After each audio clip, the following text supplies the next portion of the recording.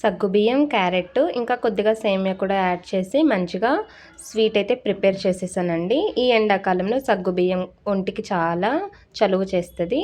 పిల్లలకి ఇస్తూ ఉండాలి, మనం కూడా తీసుకుంటూ ఉండాలి. సో ప్రాసెస్లోకి వెళ్ళిపోతే నా ఛానల్ని ప్లీజ్ సబ్స్క్రైబ్ చేసుకోండి, లైక్ చేయండి, షేర్ చేయండి, కామెంట్ చేయండి. Please subscribe.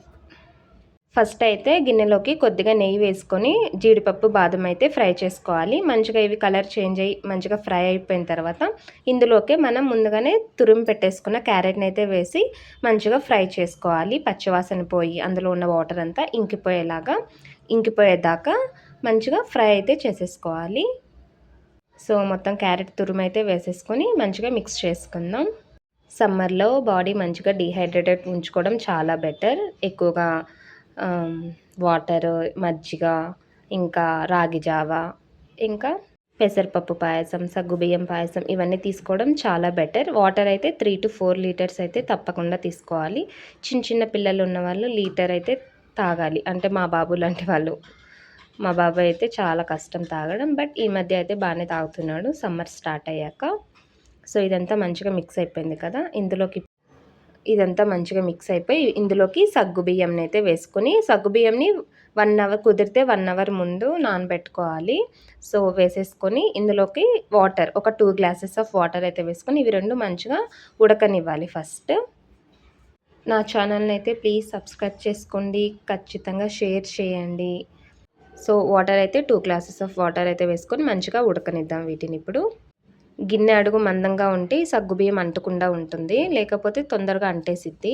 మిక్స్ చేసుకుంటూ గెంటితో కలుపుకుంటూ ఉండాలి మధ్య మధ్యలో అది ఉడికేటప్పుడు. సో ఈలోపు సేమియాను కూడా ఒక 1/2 కప్ అయితే వేస్తున్నాను నేను.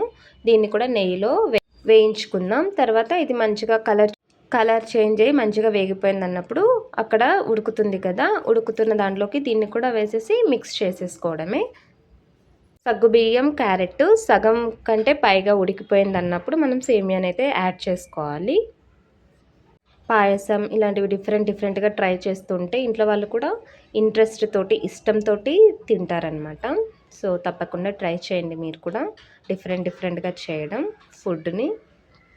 సో మంచిగా వేయించేసుకున్నాం కదా, దీన్ని అయితే ఇప్పుడు అందులోకి మిక్స్ చేసుకుందాం. సగ్గుబియ్యం, క్యారెట్ ఉడికే దాంట్లోకి వీటన్నిటిని కూడా ఇంకో 5 మినిట్స్ ఉడకనిద్దాం. ఎందుకంటే ఇప్పుడు ఆల్మోస్ట్ క్యారెట్, సగ్గుబియ్యం ఉడికిపోయింది. ఇక సేమియా మాత్రమే ఉడికేకి కొద్దిగా టైం పడుతుంది. ఇవి కూడా మంచిగా వేయించుకున్నాం కాబట్టి తొందరగానే ఉడికిపోతుంది. మంచిగా మిక్స్ చేసుకొని ఒక 3 మినిట్స్ 4 మినిట్స్ అలా పెట్టేస్తే మంచిగా ఉడికిపోతుంది సేమియా కూడా. సో సేమియా కూడా మంచిగా ఉడికిపోయింది. ఇప్పుడు ఇందులోకి 3/4 కప్పు దాకా బెల్లం అయితే యాడ్ చేసుకుంటున్నాను. షుగర్స్ ఎక్కువ యూస్ చెయ్యను. సో ఇందులోకి 3/4 కప్పు బెల్లం అయితే వేసాను. మంచిగా మిక్స్ చేసుకుని బెల్లం అంతా కరిగిపోయిన తర్వాత ఇప్పుడు ఇందులోకి కాంచి చల్లార్చుకున్న మిల్క్ అయితే వేసేస్తున్నాను. సిమ్లో పెట్టుకొని వేయాలి పాలు వేసినప్పుడు మాత్రం, లేదంటే స్టవ్ ఆఫ్ చేసేసుకున్నా పర్లేదు, తర్వాత మళ్ళీ ఆన్ చేసుకోవచ్చు.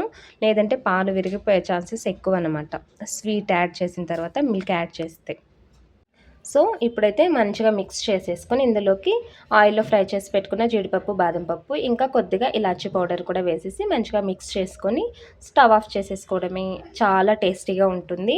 వేడిగా ఉన్నప్పుడు తీసుకున్న చాలా బాగుంటుంది, చల్లగా అయిపోయిన తర్వాత తీసుకున్న చాలా బాగుంటుంది. ఇందులో కాస్త నెయ్యి కూడా వేసాను ఇంకొద్దిగా లాస్ట్లో, ఫైనల్ టచ్ అనమాట. సో నా ఛానల్ని ప్లీజ్ సబ్స్క్రైబ్ చేసుకోండి, లైక్ చేయండి, షేర్ చేయండి, కామెంట్ చేయండి. Thank you so much. Bye. Videos అయితే లాస్ట్ దాకా చూడండి, స్కిప్ చేయకుండా.